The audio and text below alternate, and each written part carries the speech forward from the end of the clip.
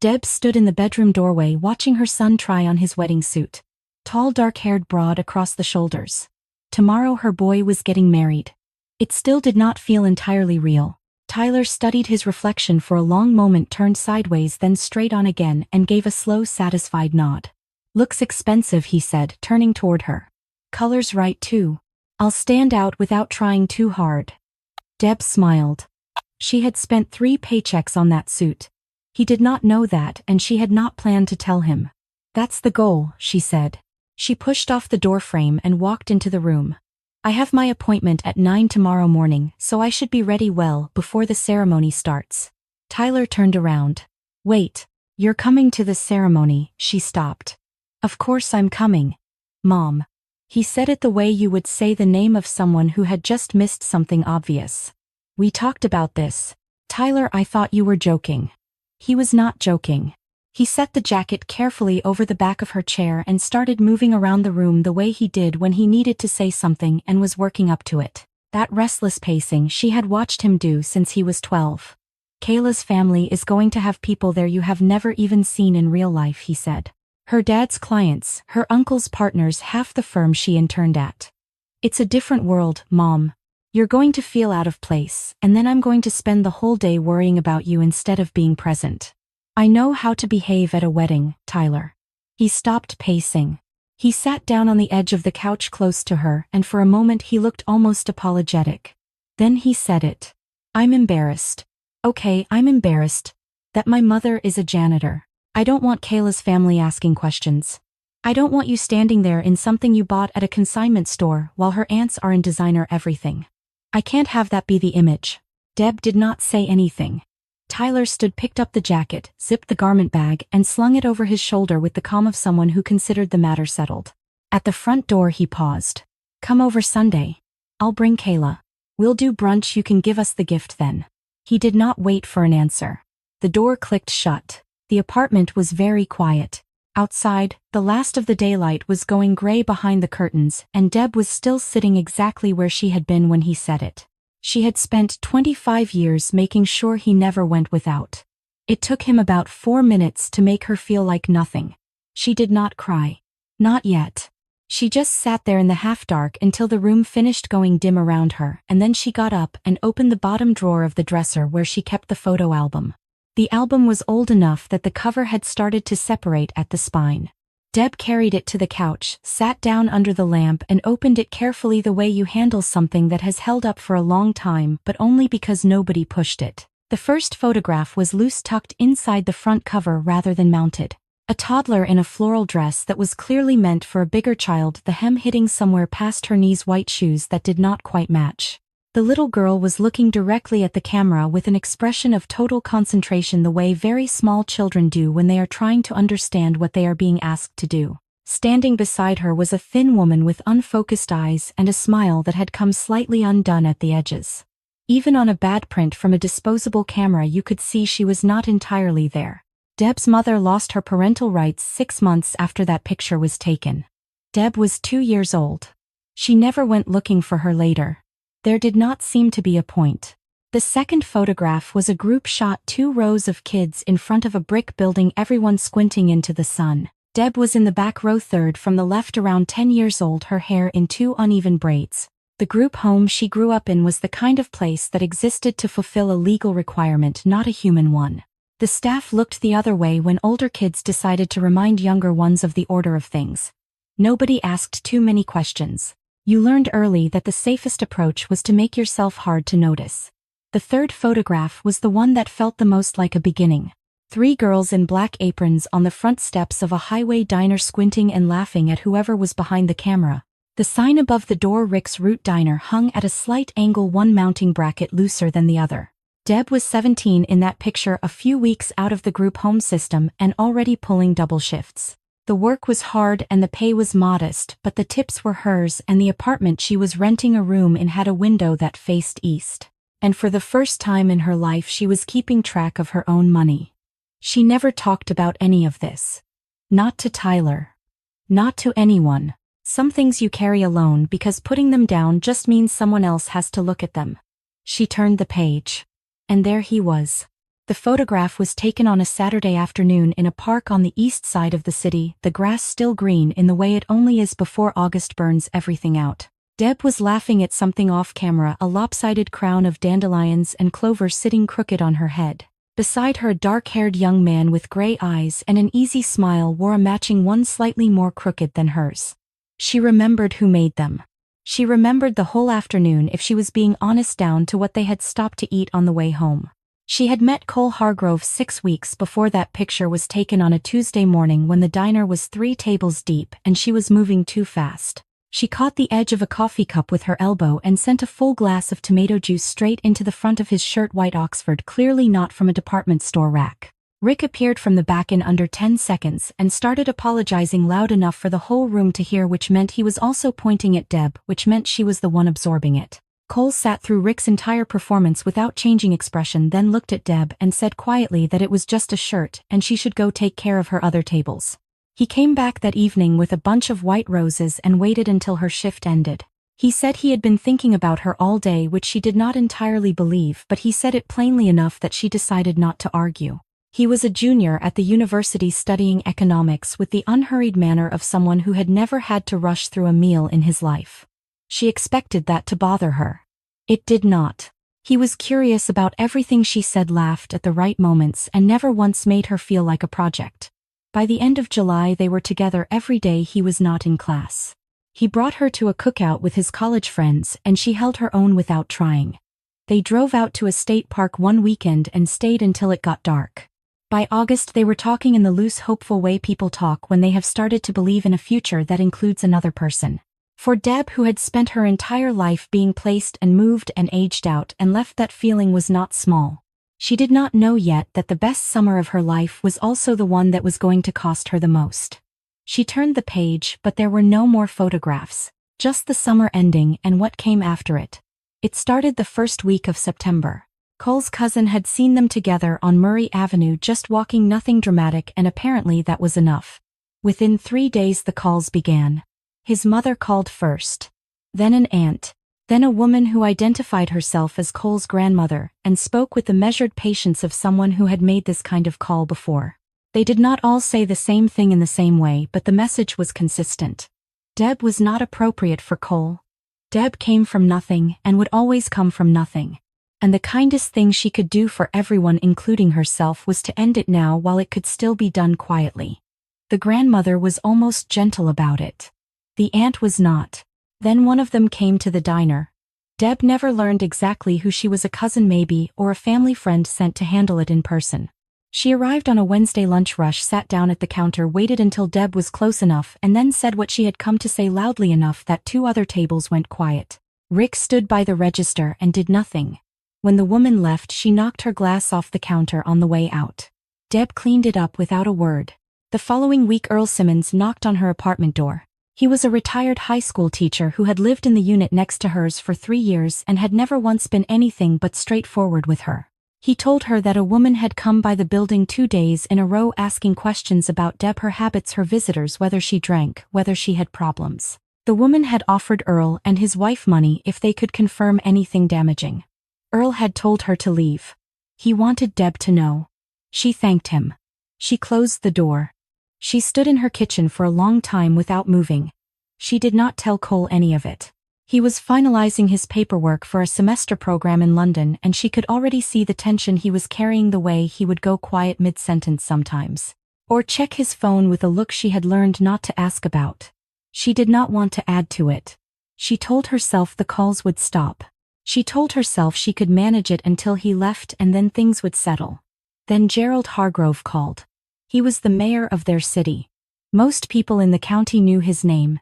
He did not introduce himself, as though she might not recognize it. He said she needed to end things with Cole before his departure, and that if she chose not to, she would regret that choice. He did not explain what he meant by that. He did not need to. He hung up before she could respond. The thing about people with real power is they do not need to threaten you loudly. Gerald Hargrove said maybe 30 words to her. That was enough. Cole flew out on a Thursday morning. Deb drove him to the airport. She held on a little longer than usual when she hugged him goodbye, but she did not say why. 2 weeks later, her life came apart. 11 days after Cole's flight left the ground, Rick Dunbar filed a complaint with the county. He told the police he had discovered a significant shortage in the register and that Deb was the only one who could have taken it. She was arrested on a Tuesday morning, still in her work uniform, in the parking lot outside the diner. She kept waiting for the part where it got corrected. That was the thing she could not shake in those first days, the absolute certainty that the mistake would surface on its own, that someone would look at the actual records and see what had been done. That the truth had a way of coming out if you were patient enough to let it. She had never been in trouble before. She did not understand yet that that did not matter. The public defender assigned to her case was a man who appeared to be handling somewhere between 30 and 40 cases at the same time. He met with her twice before the trial date. During the proceedings, he took notes at a pace that suggested he was writing something else. The prosecution was not distracted. The prosecution had done its homework, called its witnesses, and presented a clean, confident case to a county courtroom that moved faster than she had expected. She kept waiting for Cole to come back. A friend who still had her number sent a message saying she had heard he was extending his stay in London, that he had enrolled in a second program. Deb read it 3 times and then put the phone face down on the table. The conviction came in on a Thursday. 2 to 3 years state correctional facility. She was processed and transferred within the week. She kept waiting for someone to fix it. That was her mistake. Nobody was coming. She found out she was pregnant 6 weeks into her sentence. What those months were like, the facility, the people, the particular mechanics of surviving that specific kind of place, she has since decided not to revisit. That decision belongs to her and it will be respected here. When she walked out 18 months later on parole, she had a 15-month-old boy beside her and nothing else that had not fit into a single bag. The first problem was the record. The second problem was the math. A felony conviction, a toddler, and a gap in employment history was enough to end most conversations before they started. She applied to 14 places in the first 3 weeks. She heard back from 2 and both of those called to say no after she answered the background check question honestly. Earl Simmons was still in the apartment next to hers. He had kept an eye on the place while she was gone, which she had not asked him to do and which she never forgot. When she explained the daycare situation that she needed Tyler placed somewhere licensed before she could work any kind of real hours, Earl said he would make a call. He had a former student who ran a small licensed center on the north side. Tyler had a spot within the week. That one favor was the hinge everything else turned on. After that, Deb worked. She picked up a night shift cleaning office buildings downtown, then added weekend hours in a restaurant kitchen, then found a third slot at a commercial laundry on Tuesday and Thursday mornings. She sewed when she had the energy, pillowcases, duvet covers, small alterations for a dry cleaner 2 blocks over who paid her in cash and did not ask questions. She slept in the hours that were left. The years moved in landmarks rather than dates. Tyler's first steps in the apartment hallway. The winter, the radiator went out, and she kept him warm with every blanket she owned. The morning he started kindergarten and came home with a drawing he said was her, identifiable mainly by the yellow hair. Somewhere in those years she heard through a former coworker that Rick Dunbar's diner had closed. The business went under some combination of debt and bad management. She felt nothing particular about that. She heard that Gerald Hargrove had received a state appointment and relocated the family to Harrisburg. She noted it and kept moving. Then the same coworker mentioned almost as a footnote that Cole had gotten married about a year back, a woman from out of town, someone he had met after coming back from abroad. That one she cried about. One night after Tyler was asleep, she sat at the kitchen table and let herself do it. Then she washed her face, went to bed, and got up the next morning for her 5:30 shift. She never told Tyler any of it. Not because she was protecting herself. Because she did not want him carrying weight that was never his to carry. She wanted him to grow up light. She made sure he did. Tyler grew up knowing only that his father had not been part of the picture, and that asking about it made something in his mother's face go quiet in a way that was worse than any answer she could have given. So he stopped asking. He told himself it did not matter. By the time he was old enough to decide that for himself, the subject had been closed so long it had almost stopped being a subject at all. What she did not see, not until it was too late, was what that closed door had cost him in a different way. She did not sleep that night. She lay in the dark for a while, then gave up on it and stared at the ceiling instead, turning the same thought over and over, not because it helped, but because she could not leave it alone. The thought was this: she had done it to herself. Not the cruelty that was his. but the ignorance behind it, the particular kind of blindness that lets a grown man look at his mother and see an embarrassment instead of a person she had built that. Every time he had asked for something and she had found the money without explaining what it took to find it. Every time she had come home exhausted and said she was fine. Every meal where she had given him the larger portion and told him she was not that hungry. She had wanted him to feel secure. She had wanted him to grow up without the specific weight she had carried. What she had not understood until tonight was that a person who never sees the cost of anything eventually stops believing there is one. She got up around 3 in the morning. The apartment held the specific quiet of a place where only one person lives. She stood in front of the small framed photo of Tyler on the wall, his high school graduation cap slightly crooked, grinning, and she spoke to it out loud. She said 25 years, everything he asked for every time. This once she was going to do what she wanted. He could be angry about it if he needed to. The box where she kept her savings was in the nightstand drawer. She counted what was in it, then pulled up her checking account on her phone and added the current balance. It was enough. More than enough actually, for a dress for a salon appointment in the morning, for whatever it cost to walk into that ceremony looking like a woman who had every right to be there. She was not going to make a scene. She was not going to prove anything. She just was not going to disappear. She set her alarm for 7, put the box back in the drawer and lay down. This time, she slept. The alarm went off at 7. By 8:30 she was in the salon chair. And by 11:15 she was standing in front of her bathroom mirror in the blue dress she had found at a consignment shop 3 years ago and never had an occasion to wear. The stylist had done something with her hair that made her look younger without trying to make her look younger, which was the only kind of result worth paying for. She drove to the venue alone. She walked in quietly, found a seat toward the back and kept to herself. She was not there to announce anything. But the room noticed anyway, the way rooms do when someone enters who does not match the expectation people had already formed. A few of the men near the aisle glanced over. A woman in the row ahead leaned slightly toward her husband. When Tyler and Kayla came down the aisle, Deb watched her son's face, serious, a little overwhelmed, trying not to show it, and she cried. Not from hurt. From something closer to relief. She was glad she came. She had been right to come. After the ceremony, Tyler found her in the crowd before she could reach the exit. He positioned himself close and kept his voice low. You said you weren't coming to the reception. It was not a question. I said I wasn't going to make a scene, Deb said. I didn't. Before he could respond, Kayla was beside them, flushed and happy and entirely genuine. She took Deb's hand with both of hers and said her parents had been asking where Tyler's mom was, that they specifically wanted her at the dinner, that it would not feel right without her. Tyler stood very still for a moment. Then he smiled, the tight managed kind, and said of course Mom should come. He had been about to say the same thing. The catering hall was 40 minutes across the city. The reception ran the way receptions do: toasts, dinner, the careful choreography of a room full of people who mostly do not know each other, pretending they are all family for an evening. When the DJ called the parents up to say a few words, Deb took the microphone last. She said she wished them joy. She said she hoped they would be patient with each other because patience was the thing that held everything else together. She said Tyler had been the best part of her life from the day he arrived, and she meant for that to continue. That was it. She handed the microphone back. A few people near the front rows first. Then more followed, and then the rest of the room, until she was standing at the edge of the stage looking out at all of it with the folded note card still in her hand. The one she had not needed to look at once. She stepped off the low stage and nearly walked directly into a man standing at the edge of the room, tall, dark-haired, gray-eyed, in a suit that fit the way expensive suits fit.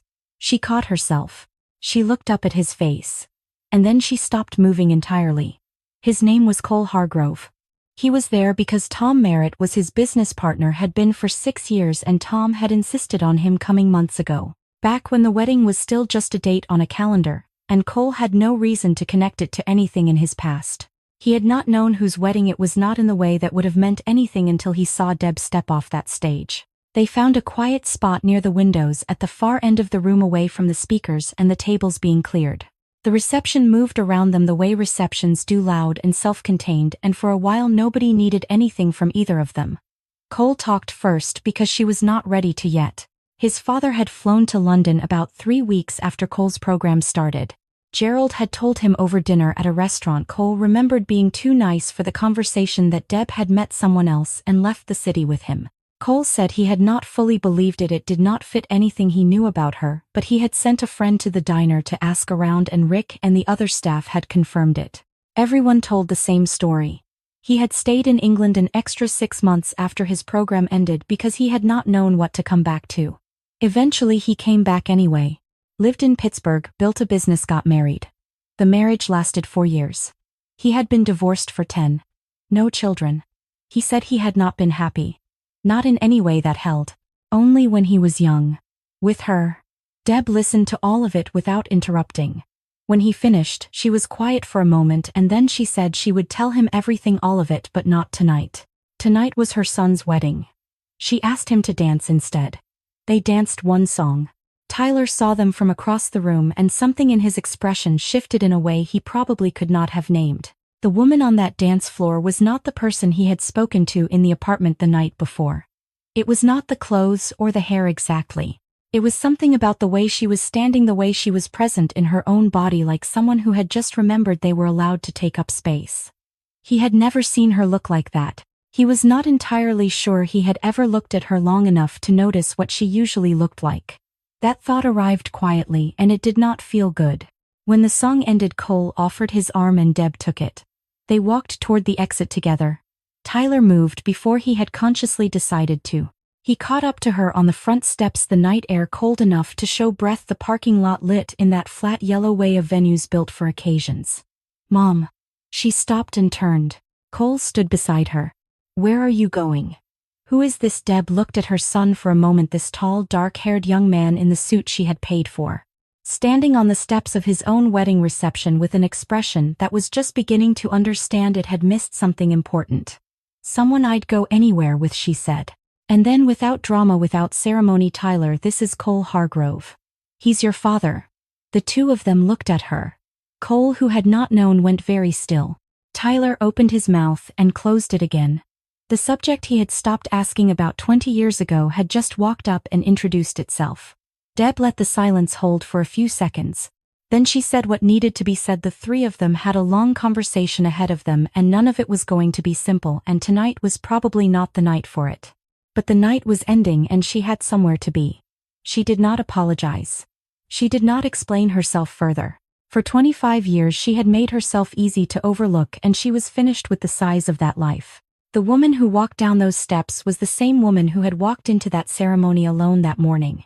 She just was not invisible anymore.